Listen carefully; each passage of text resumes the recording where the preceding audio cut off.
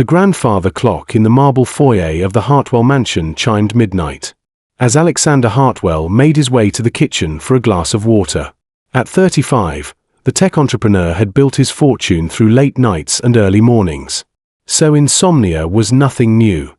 But what he discovered in the softly lit kitchen that night would change two lives forever.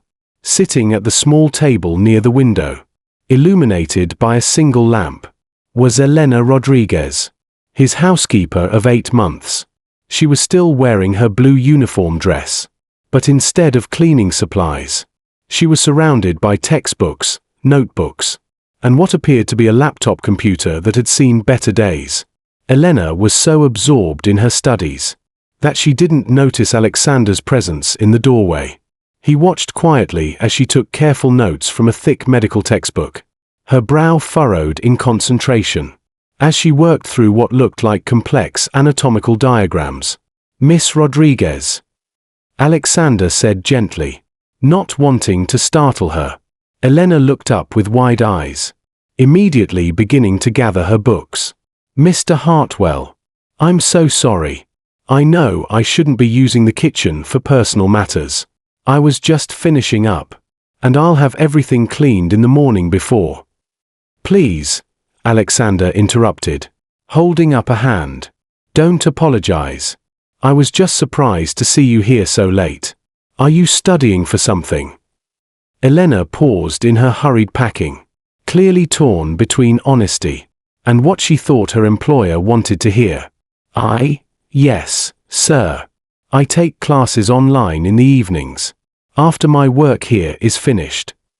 Alexander moved closer, noting the impressive array of medical textbooks spread across the table. "What kind of classes?" "Pre-med," Elena said quietly, as if admitting to something shameful. "I know it probably seems foolish. Someone in my position thinking about medical school. But..." "Foolish." Alexander sat down across from her, his expression genuinely curious. "Elena, may I ask why you think it's foolish to pursue an education in medicine?" Elena looked at him with surprise, clearly not expecting this reaction. "Because I'm 32 years old, Mr. Hartwell. Because I clean houses for a living, and barely have enough money to pay for online courses, let alone medical school. Because people like me don't become doctors." Alexander studied this woman who had been working in his home for months, realizing how little he actually knew about her, beyond her excellent work and quiet professionalism. "How long have you been taking these classes?" 3 years, Elena replied, her voice growing stronger with pride. "I started with basic prerequisites at the community college, then moved to online courses when I could afford them. I have a 3.9 GPA. A 3.9 GPA while working full-time," Alexander observed. "That's remarkable, Elena. What made you decide to pursue medicine?" Elena's expression softened as she touched one of her textbooks. "My younger brother Carlos had leukemia when he was 12. We couldn't afford the best care, and I watched him suffer not just from the disease, but from being treated like a charity case at the clinic. The one doctor who treated him with dignity and respect, Dr. Sarah Chen, changed everything. She made Carlos feel like a person, not just a poor kid with cancer." "Is Carlos okay now?" "He's been in remission for 8 years. Thanks to Dr. Chen. She fought for him to get into a clinical trial that our insurance wouldn't cover." Elena paused, her voice thick with emotion. "She told me that the world needed more doctors who understood what it meant to be overlooked and underestimated. That's when I decided I wanted to be like her." Alexander felt something shift in his chest as he listened to Elena's story. Here was someone with the kind of dedication and motivation that most people only dreamed of possessing, working as his housekeeper because circumstances had limited her opportunities. "Elena, what's your biggest obstacle right now in pursuing medical school?" Elena laughed, but not unkindly. "Everything, Mr. Hartwell. The MCAT exam costs money I don't have. Medical school applications cost hundreds of dollars each. Even if I somehow got accepted, there's no way I could afford tuition while supporting myself. What if those obstacles were removed? Alexander asked quietly. Elena looked at him with confusion. I don't understand. Alexander leaned forward, his mind already working through possibilities. Elena, I've been watching you work for 8 months. You're intelligent, dedicated, compassionate, and incredibly organized. You've managed to maintain nearly a perfect GPA while working full-time. Those are exactly the qualities we need in medical professionals. Mr. Hartwell, I appreciate the kind words, but I'm not just offering kind words, Alexander interrupted gently. I'm offering to help make your dream a reality. What Alexander proposed over the next hour transformed Elena's understanding of what was possible in her life. He offered to cover her MCAT preparation and examination fees, her medical school application costs, and if she was accepted, full tuition and living expenses throughout her medical education. Why would you do this? Elena asked, tears streaming down her face. You barely know me.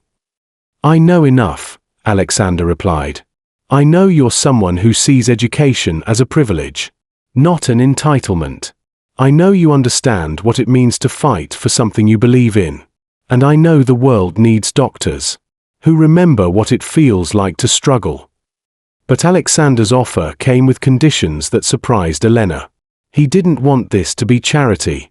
He wanted it to be an investment in someone who would use her education to help others, who faced the same barriers she had overcome.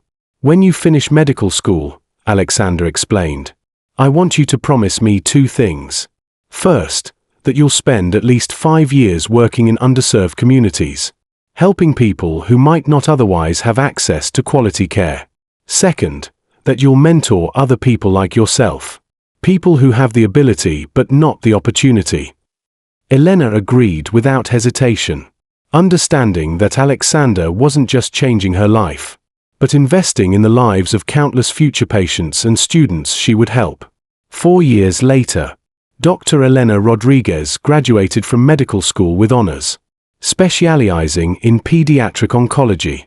She established a free clinic in the neighborhood where she grew up, and created a scholarship program for students from low-income families pursuing healthcare careers. Alexander, who had quietly attended her medical school graduation, watched with pride as Elena received recognition, not just for her academic achievements, but for her volunteer work and advocacy for healthcare equity.